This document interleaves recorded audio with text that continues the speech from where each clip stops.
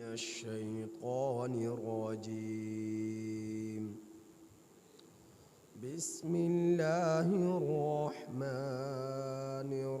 الرحيم. لقد أخذنا ميثاق بني إسرائيل وأرسلنا إليهم رسلا كلما جاءهم رسول بما لا تهوى أنفسهم فريقا كذبوا وفريقا يقتلون وحسبوا ألا تكون فتنة فعموا وصموا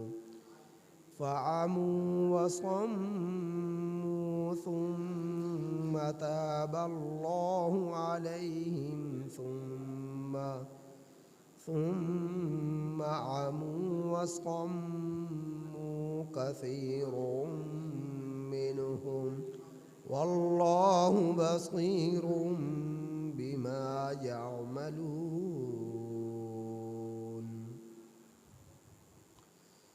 یہ سورۃ المائدہ کی آیت نمبر 70 تا 71 آپ حضرات کے سامنے تلاوت ہے۔ ان آیات کریمہ کا ترجمہ یہ: لقد اخذنا، البتہ تحقیق، ہم نے لیا، میثاق، وعدہ، بنی اسرائیل سے، البتہ تحقیق ہم نے بنی اسرائیل سے وعدہ لیا، وَأَرْسَلْنَا، اور ہم نے بھیجے، الیہم، ان لوگوں کی طرف، رسول، کئی رسول، کلما، جب بھی، جاءہم رسول، ان لوگوں کے پاس رسول لے کر آیا وہ چیز، بما لا تہوی انفسہم، کہ جسے ان کے نفس نہیں چاہتے تھے، فریقان، پیغمبروں کے ایک گروہ کو، فریقان کذبوا، پیغمبروں کے ایک فریق کو، ایک گروہ کو، کذبوا، ان لوگوں نے جھٹلایا، وفریقین، اور پیغمبروں کے ایک گروہ کو، یقتلون، یہ لوگ قتل کرتے رہے، وحسبوا، اور ان لوگوں نے گمان کر لیا کہ اللہ تکون فتنۃ، کہ انہیں کوئی اندیشہ، کوئی فتنہ، کوئی آزمائش نہیں ہوگی، فعموا، سو یہ لوگ اندھے ہو گئے، وصموا، اور یہ لوگ بہرے ہو گئے، ثم تاب اللہ علیہم، سو پھر اللہ ان پر متوجہ ہوا، ثم عموا، پھر یہ لوگ اندھے ہو گئے، وصموا، اور بہرے ہو گئے، کثیر منہم، ان لوگوں میں سے اکثر، پھر ان لوگوں میں سے اکثر لوگ اندھے ہو گئے اور بہرے ہو گئے، واللہ بصیر، اور اللہ تعالیٰ دیکھتا ہے، بما یعملون، ان کے ان کاموں کو جو یہ لوگ کرتے تھے۔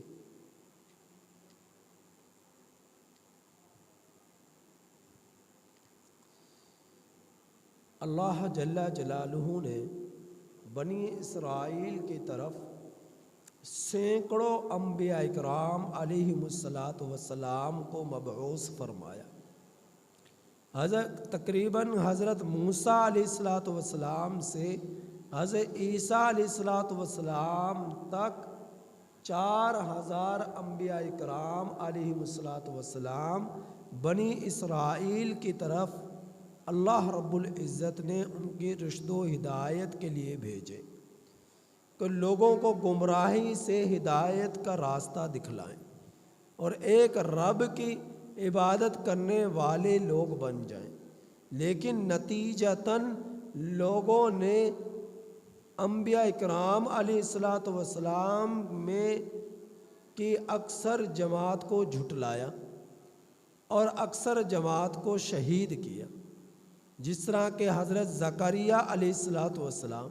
حضرت شعیاء علیہ الصلاۃ والسلام اور حضرت یحییٰ علیہ الصلاۃ والسلام وغیرہ وغیرہ انبیاء اکرام کو بے دردی سے ان لوگوں نے شہید کیا۔ اور ان کا قصور کیا تھا کہ یہ لوگ صرف ایک اللہ کی طرف لوگوں کو بلاتے رہے، بس یہ قصور تھا۔ کوئی انبیاء اکرام نے کوئی ان کو ایذا نہیں پہنچائی، ان کو قتل نہیں کیا، ان سے جھگڑا نہیں کیا، ان سے لڑائی نہیں کی، ان کا مال ہڑپ نہیں کیا، غصب نہیں کیا۔ ان کا کام صرف یہ تھا کہ لوگوں کو ظلمتوں سے، اندھیروں سے نکال کر روشنی کی طرف، ہدایت کی روشنی، توحید کی روشنی کی طرف لے آئے۔ لیکن نتیجتاً قوموں نے ان پیغمبروں کو شہید کیا۔ جی حضرت یحییٰ علیہ الصلاۃ والسلام کو تو صرف اتنی سی بات پر شہید کیا گیا کہ حضرت یحییٰ علیہ الصلاۃ والسلام کے زمانے کا جو حاکم تھا اس نے اپنی سگی بھانجی سے نکاح کر لیا۔ تو حضرت یحییٰ علیہ الصلاۃ والسلام کے علم میں آیا تو حضرت یحییٰ علیہ الصلاۃ والسلام نے فرمایا، سوچا کہ اگر میں خاموش رہا تو یہ بھی جو ہے میرے لیے ایک جو ہے مناسب نہیں ہے، لہذا سوچا کہ جا کر اس سے بات کروں، مسئلہ سمجھاؤں۔ تو حاکم کے دربار میں پہنچے اور وہاں پہنچ کر اسے مسئلہ سمجھایا کہ دیکھو سگی بھانجی سے نکاح کرنا تمہارے لیے جائز نہیں ہے بلکہ حرام ہے، مناسب نہیں ہے۔ تو آپ نے یہ شریعت کے مسئلے کے خلاف ورزی کی ہے۔ تو ہماری شریعت یعنی شریعت محمدیہ علیہ الصلاۃ والسلام میں بھی سگی بھانجی سے ماموں کا نکاح کرنا حرام ہے، اس شریعت میں بھی۔ تو اس شریعت میں بھی یہی مسئلہ تھا کہ ماموں اپنی بھانجی سے نکاح نہیں کر سکتا۔ تو وقت کے حاکم نے نکاح کر لیا۔ جب مسئلہ انہیں سمجھایا تو بجائے یہ کہ مسئلے کو سمجھتے اور اپنی اس حرام زدگی سے باز آتے، الٹا حضرت یحییٰ علیہ الصلاۃ والسلام کے لیے قتل کا حکم کر دیا اور آپ کو شہید کر دیا گیا۔ تو انبیاء اکرام علیہ الصلاۃ والسلام کو معمولی باتوں پر شہید کر دیا گیا، ان لوگوں کو قتل کر دیا گیا۔ صرف بات کیا تھی کہ وہ لوگ ایک اللہ کی طرف بلاتے اور حرام کاموں سے لوگوں کو روکتے، برائی سے روکتے۔ تو اللہ رب العزت فرما رہے اس آیت کریمہ میں کہ جب بھی اللہ نے ان لوگوں کی طرف رسول بھیجے اور انہوں نے وہ باتیں انہیں سمجھائی جن کو ان کے نفس نہیں چاہتے تھے، تو پھر کیا ہوتا؟ نتیجتاً یہ لوگ ایسا کرتے کہ یہ لوگ یا تو انبیاء اکرام علیہ الصلاۃ والسلام کی تکذیب کرتے اور پھر اس سے بھی بڑھ کر ان کو شہید کرتے۔ تو کچھ انبیاء اکرام کو شہید کیا گیا تو کچھ انبیاء اکرام کو جھٹلایا گیا۔ تو پیغمبر سینکڑوں کی تعداد میں آئے، یوں سمجھو کہ اگر 20,000 آئے تو 10,000 کو جھٹلایا تو 10,000 کو شہید کیا، اگر 40,000 آئے تو 20,000 کی تکذیب کی تو 20,000 کا انکار کیا، قتل کیا۔ تو انبیاء کرام کو بہت ایذائیں اور تکالیف کا سامنا کرنا پڑا، لیکن وہ اپنے مقصد نبوت سے، رسالت سے پیچھے نہ ہٹے۔ جس مقصد کے تحت اللہ نے انہیں مبعوث فرمایا اللہ نے انہیں نبوت عطا فرمائی، اللہ نے انہیں شریعت عطا فرمائی، اللہ نے انہیں احکامات عطا فرمائے، انہوں نے اپنی ذمہ داریوں میں کوتاہی نہیں برتے، سستی نہ کی، بلکہ اسے پورے جذبے کے ساتھ، جس طرح من عن اللہ نے ان کے لیے احکامات اتارے، اسی طرح من عن اللہ کے پیغمبروں نے اللہ کے مخلوق تک وہ پیغامات پہنچائے اور لوگوں کو رشد و ہدایت کے لیے راستے پر چلانے کی کوششیں کی، لیکن ان لوگوں نے یہ سمجھ لیا، لیکن ان لوگوں نے کیا کیا، بجائے یہ مانتے تو تکذیب کی اور جھٹلاتے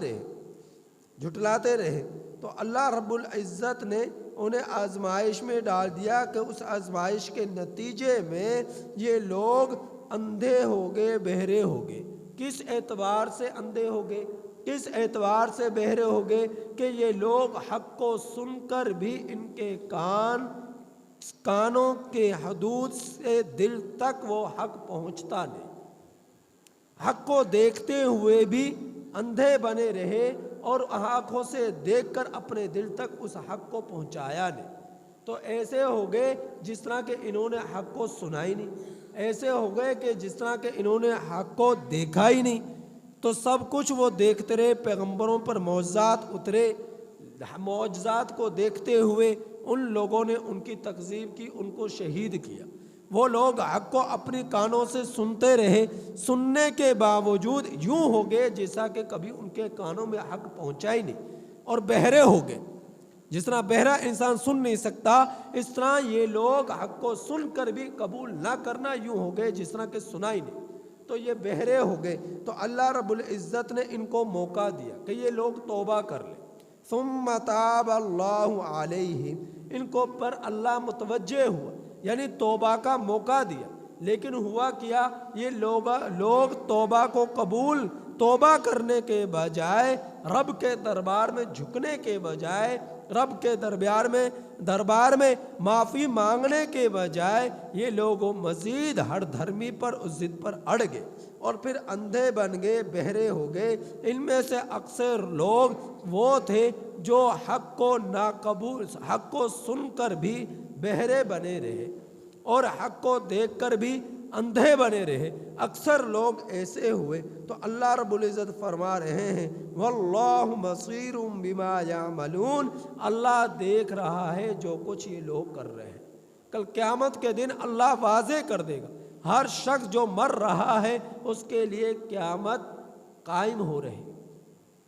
جو لوگ بھی مر رہا، جو شخص بھی جا رہا ہے دنیا سے، اس کے لیے قیامت صغریٰ قائم ہو چکی، اور قیامت کبریٰ جب بڑی قیامت جس میں پوری دنیا کا نظام تہس نہس ہو جائے گا اور اللہ مردوں کو حکم دے گا کہ اب قبروں سے زندہ ہو کر اٹھ کھڑے ہو اور میدان حشر کی طرف دوڑے لگاؤ، تو یہ قیامت کبریٰ ہوگی۔ تو یہ قیامت صغریٰ یہ ہے کہ جو شخص مر رہا ہے اس کے لیے قیامت صغریٰ ہے، اور قیامت کبریٰ جس میں پورے عالم کی موت ہو جائے گی، وہ عالم کبریٰ ہے، اور اس پورے عالم کی موت ہو کر پھر اللہ رب العزت مردوں کو دوبارہ حکم دے گا۔ حضرت آدم علیہ السلام سے لے کر آخری انسان تک جو دنیا میں آیا، آخری جن تک، سب کو اللہ حکم دے گا اور وہ سب کے سب زندہ اٹھ کھڑے ہوں گے۔ تو اللہ رب العزت اس وقت بتلا دے گا تم دنیا میں کیا کر کر آئے، کیا نہیں کر کر آئے۔ تو قیامت صغریٰ تو ہر شخص جو بھی مر رہا اس کو سامنا ہو رہا ہے، اور قیامت کبریٰ میں تو سبھی پورے عالم کے لوگ اپنے آنکھوں سے دیکھ ہی لیں گے۔ تو اللہ رب العزت ہر ایک کے سامنے حق اور باطل کو واضح کر دے گا کہ تم نے دنیا میں کس طرح زندگی گزاری، اب تمہیں اس کا نتیجہ کیا ملنے والا ہے۔ تو کوئی شخص بھی اللہ کے نظروں سے اوجھل نہیں ہو سکتا، چھپ نہیں سکتا۔ لہٰذا ہم لوگ تنہائی میں ہوں یا ہم لوگ اجتماع میں ہوں، ہم لوگ جنگل میں ہوں یا ہم لوگ بازاروں میں ہوں، ہم لوگ دیہات میں ہوں یا ہم لوگ شہروں میں ہوں، ہم لوگ گھر میں ہوں یا ہم لوگ گھر سے باہر ہوں، ہم لوگ اپنے ملک میں ہوں یا اپنے ملک سے در بدر ہوں، کہیں بھی ہم لوگ ہوں، ہمیشہ ہم لوگوں کے یہ سوچنا چاہیے کہ ہمارا رب ہمیں دیکھ رہا ہے، لہٰذا میں کہیں بھی کسی بھی مقام پر اپنے رب کے حکموں کے خلاف ورزی نہ کروں، میں اپنے رب کے احکامات کا پابند ہوں۔ جہاں پر میں اپنے رب کے احکامات کی پابندی سے نکلوں گا وہیں پر میرے لیے تباہی کے راستے کھلیں گے، وہیں پر میرے لیے بربادی کے راستے کھلیں گے۔ انسان دنیا والوں سے چھپ سکتا ہے، باپ سے چھپ سکتا ہے، ماں سے چھپ سکتا ہے، بیوی سے چھپ سکتا ہے، اہل خانہ سے چھپ سکتا ہے، بستی والے، محلے والے، دیہات والے، شہر والے، رشتہ دار، اعزا و اقربا سے چھپ سکتا ہے، لیکن رب سے نہیں چھپ سکتا۔ یہ بات اپنے دل میں بٹھا لے، یہ بات اپنے دل میں جما لے۔ جب اس بات کا مراقبہ ہو گیا، اس بات کا خیال اس کے دل میں آ گیا، اور ہر وقت وہ اسی مراقبے میں چلتے پھرتے، اٹھتے بیٹھتے، صبح و شام، دن رات کو سوچ بچار کرتا رہا، تو یقیناً یہ شخص رب کی نافرمانی سے بچ سکتا ہے۔ تباہی تبھی ہوتی ہے ہمارے لیے، بربادی تبھی ہوتی ہے ہمارے لیے جب ہم لوگ یہ سوچنا بند کر دیتے اور اپنی دنیا کی زندگی میں مست ہو جاتے ہیں۔ ہمیں اس چیز کا خیال نہیں رہتا کہ ہم نے مرنا بھی ہے، ہمیں اس چیز کا خیال نہیں رہتا کہ کوئی ذات ہے جس کو ہم نے حساب بھی دینا ہے، ہمیں اس چیز کا خیال نہیں رہتا کہ موت کے بعد رب نے دوبارہ زندہ بھی کرنا، اس نے حساب و کتاب بھی کرنا۔ جب ہم ان خیالات سے اپنے آپ کو بری و ذمہ کر لیتے ہیں، وہیں پر ہماری شہوات، وہیں پر ہماری خواہشات ہمارے اوپر غالب آ جاتی ہیں۔ ہم حلال حرام کو نہیں دیکھتے، ہم رب کے احکامات اور شریعت کو نہیں دیکھتے۔ تو اس لیے ہمیشہ اس چیز کا خیال رکھنے کی ضرورت ہے کہ ہمارا رب ہمیں دیکھ رہا ہے اور میں اپنے رب کو دیکھ رہا ہوں۔ رب کو کس طرح دیکھ رہا ہوں کہ عبادات یوں کی جائے کہ میں رب کو دیکھ رہا ہوں، رب مجھے دیکھ رہا ہے، لہٰذا یوں عبادت کروں جس طرح کہ عبادات کرنے کا حق ہے، یوں برے کاموں سے بچوں جس طرح کے بچنے کا حق ہے۔ اللہ سے دعا ہے کہ اللہ تعالیٰ عمل کی توفیق نصیب فرمائے۔